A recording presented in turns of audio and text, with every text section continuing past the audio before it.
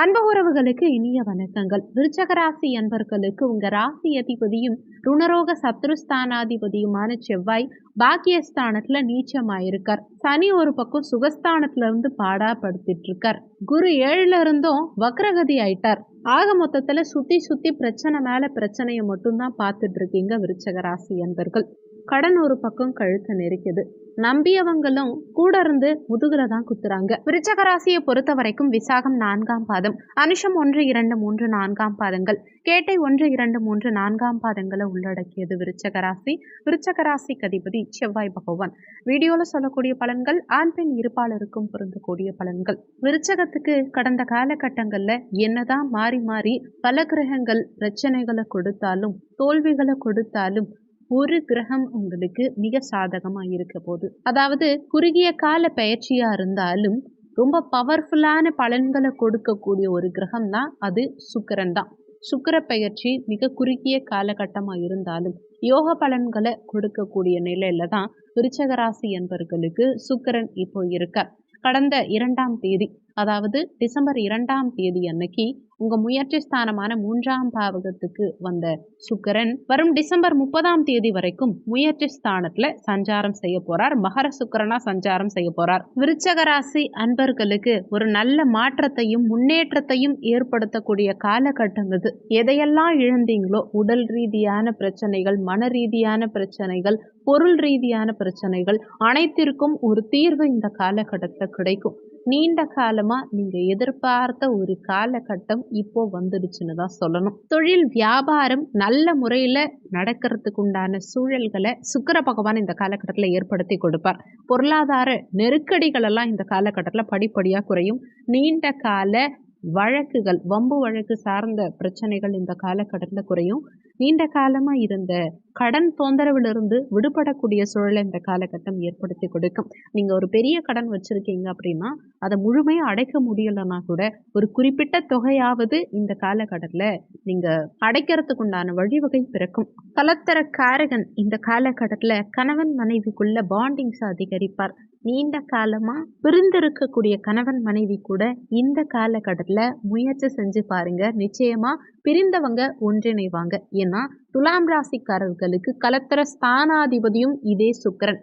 கலத்தர காரகனும் கலத்தர ஸ்தானாதிபதியும் முயற்சி ஸ்தானத்துல இருக்கார். நீங்க முயற்சி செஞ்சு பாருங்க, பிரிஞ்சவங்க நிச்சயம் ஒன்றிணைய முடியும். கணவன் மனைவிக்கிடையே அன்பும் அந்யோன்யமும் அதிகரிக்கும். ஒருவருக்கொருவர் புரிஞ்சுக்க கூடிய சூழலை கொடுக்கும். ஆனா அதே நேரத்துல செவ்வாய் இப்ப பலம் இழந்திருக்கார். உங்க லக்னாதிபதி 6ஆம் அதிபதி ரெண்டும் இதே செவ்வாய் பாக்கியஸ்தானத்துல நீச்சமாயிருக்கார். வக்ரகதியிலையும் இருக்கார். சில நேரம் உங்க பேச்சுல கோபம் வெளிப்படும். சின்ன சின்ன கோபங்களை அடிக்கடி வெளிப்படுத்துவீங்க. எரிச்சலான உணர்வை வெளிப்படுத்துவீங்க.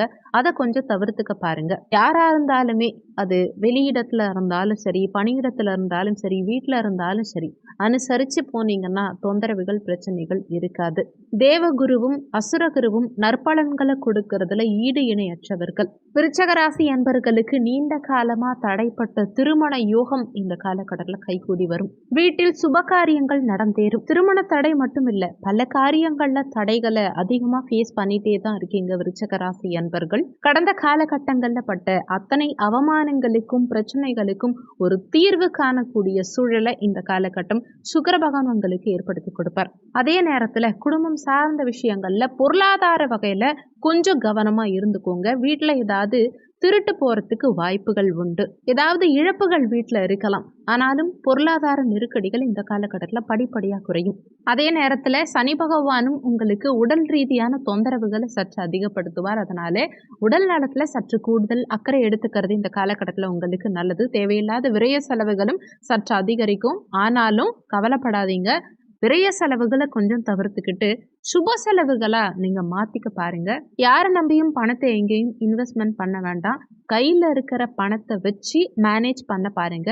ஏதாவது சுப காரியங்கள் செய்யறீங்க அப்படின்னா கூட பெரிய அளவுல ஆடம்பரமா செய்ய வேண்டாம். குறிப்பா கடன் வாங்கி ஆடம்பர செலவுகள் பண்ணாதீங்க.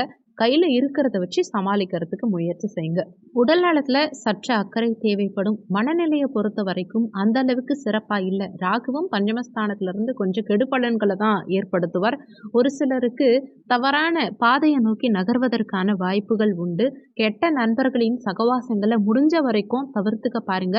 தவறான பாதையில செல்வதற்கான அறிகுறிகள் ஏதாவது உங்க மனசுக்கு பட்டா உடனடியா அந்த பக்கத்துல இருந்து விலகிறது உங்களுக்கு நல்லது. ஏதாவது ஒரு விஷயம் நீங்க பண்றீங்க ஃப்ரெண்ட்ஸோட சேர்ந்துக்கிட்டு, இல்ல யாராவது உங்களுக்கு இனி புதுசா கைட் பண்றாங்க, அது தப்புன்னு தோணுச்சுன்னா உடனடியா அதை விட்டு விலக முயற்சி செய்யுங்க. ஒரு சிலர் தப்புன்னு தெரிஞ்சும் அதை தொடர்ந்து கண்டினியூ பண்ணுவாங்க. அந்த மாதிரி விஷயங்களை பண்ணாதீங்க. ஏன்னா உங்களுக்கு ஆதாயம் வருது அப்படின்னா உங்க மனசு சொல்லும் அது தப்பு அப்படின்னு. ஆனாலும் அந்த ஆதாயத்துக்காக நீங்க சில நேரங்கள்ல அந்த தப்பை தொடர்றதுக்கு வாய்ப்புகள் உண்டு. தவறான பாதையை எந்த சூழ்நிலையிலும் தேர்ந்தெடுக்காதீங்க. குறிப்பா ஒரு சிலருக்கு பிள்ளைகளால சில பிரச்சனைகள் வரலாம். பிள்ளைகளால உங்க பெயர் கெடலாம். பிள்ளைகள் உங்களுக்கு ஏதாவது அவப்பெயர்களை ஏற்படுத்தலாம். அதனால குழந்தைகளை கொஞ்சம் கண்காணிச்சுக்கிட்டே இருங்க. அவங்க என்ன பண்றாங்கங்கிறத கொஞ்சம் பார்த்துக்கிட்டே இருங்க. தேவையில்லாம நண்பர்களோட சேர்றாங்க அப்படின்னா அதையும் கொஞ்சம் ஸ்டார்டிங்லேயே கண்ட்ரோல் பண்ணுங்க.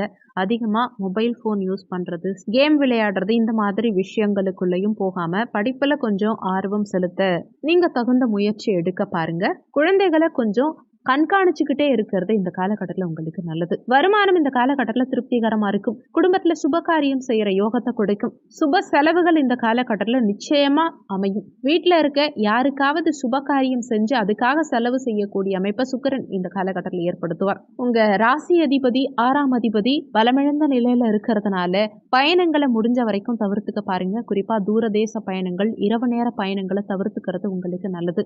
நண்பர்கள் கிட்ட உங்க ரகசியங்களை அவ்வளோ சீக்கிரத்துல சொல்லாதீங்க. நண்பர்கள்னு மட்டும் இல்லை, யாருக்கிட்டையும் அவ்வளோ சீக்கிரத்துல உங்க எதிர்கால பிளான், உங்க அந்தரங்க விஷயங்கள் எதையும் ஷேர் பண்ணிக்க வேண்டாம். உங்க மனசுலயே வச்சுக்கோங்க. அடுத்தவங்களுக்கு சொன்னா சில நேரங்கள்ல உங்களுக்கு எதிராக பிரச்சனைகளா அது மாறலாம்ங்கிறத மனசுல வச்சுக்கோங்க. என்னதான் உங்க ராசி அதிபதி சரியில்லாம இருந்தாலுமே, அதாவது பலமிழந்த நிலையில இருந்தாலுமே, மற்ற கிரகங்கள் குறிப்பா சுக்கிரனும் குருவும் இந்த காலகட்டத்தில் உங்களுக்கு சாதகமா சஞ்சாரம் செய்யும் காரணத்தினாலையும், அதே மாதிரி புதனும் இந்த மாதம் உங்களுக்கு சாதகமாவே இருக்கார். சூரியனும் சாதகமா தான் இருக்க போறார். மார்கழி மாதம் முழுவதுமே சூரியனும் மிக சிறப்பான யோக பலன்களை தான் உங்களுக்கு கொடுக்க போறார். அதனால இவ்வளோ பெரிய பிரச்சனைகள் வந்தாலுமே தலைக்கு வந்தது தலைப்பாகையோடு போகுங்கிற மாதிரி எந்த பிரச்சனையா இருந்தாலும் அதை சமாளிச்சு வெற்றி காணக்கூடிய அமைப்புங்கிறது இந்த காலகட்டத்தில் உங்களுக்கு உண்டு. ஆனாலும் ராஜகிரகம்னு போற்றப்படக்கூடிய செவ்வாய் பலமிழந்த நிலையில இருக்கிறதுனால அரசியல் துறையில இருக்கவங்களும், ஆன்மீகம் சார்ந்த துறையில இருக்கவங்களும், ஜோதிடம் சார்ந்த துறைகள்ல இருக்கவங்களும் பேச்சில் நிதானத்தை கடைபிடிக்க பாருங்க. கோபத்தை குறைச்சிக்க பாருங்க. வார்த்தைகளின் நிதானம் அவசியம் தேவைப்படும். எதிலுமே நிதானத்தை கடைபிடிக்க பாருங்க. ஏன்னா எங்கேயாவது நீங்க உணர்ச்சி வசப்பட்டு ஏதாவது தேவையில்லாம பேசி சத்துருக்கள் இந்த காலகட்டத்தில் பலமா இருக்கும் காரணத்தினால திண்ணை எப்ப காலி ஆகும்னு வெயிட் பண்ணிட்டு இருப்பாங்க. அதுக்கு நீங்களே இடம் கொடுத்துறாதீங்க.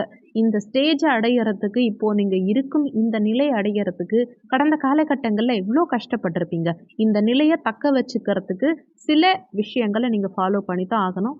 பகைவர்கள் கிட்ட கொஞ்சம் எச்சரிக்கையா இருக்க பாருங்க. நண்பர்கள் கிட்டையும் கொஞ்சம் எச்சரிக்கையாவே இருக்க பாருங்க. கோபத்தை மட்டும் குறைச்சிக்க பாருங்க. மற்றபடி வருமானம் இந்த காலகட்டத்தில் சிறப்பா இருக்கும். வருமானத்தை தக்க வச்சுக்கிறதுக்கு ப்ராப்பர் இன்வெஸ்ட்மெண்ட் தேவை.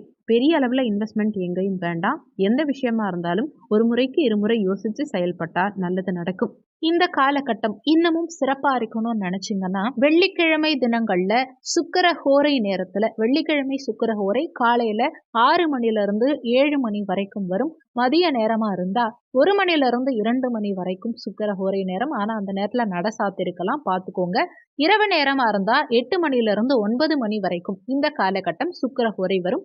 வெள்ளிக்கிழமை சுக்கிர ஹோரை நேரத்துல பெருமாள் ஆலயம் சென்று மகாலட்சுமி தாயாருக்கு வெள்ளை நிற மலர் சூட்டி மகாலட்சுமி தாயார் வழிபாடு, ஒரு நெய் தீபம் ஏற்றி மகாலட்சுமி தாயார் வழிபாடு செய்யறதும், லக்ஷ்மி நரசிம்மருக்கு உங்களால முடிஞ்ச அபிஷேக பொருட்கள் வாங்கி கொடுக்கறதும் மிகப்பெரிய முன்னேற்றத்தை கொடுக்கும். உங்களுக்கு கடன் அதிகமா இருக்குங்கிற பட்சத்துல ருண விமோச்சன ஸ்லோகம் லக்ஷ்மி நரசிம்மருக்கு சொல்லும் பட்சத்துல உங்க கடன்கள் படிப்படியா குறையறத கண் கூட பார்க்கலாம். இந்த வீடியோ உங்களுக்கு பயனுள்ளதா இருந்தா உங்க நண்பர்களுக்கும் ஷேர் பண்ணுங்க.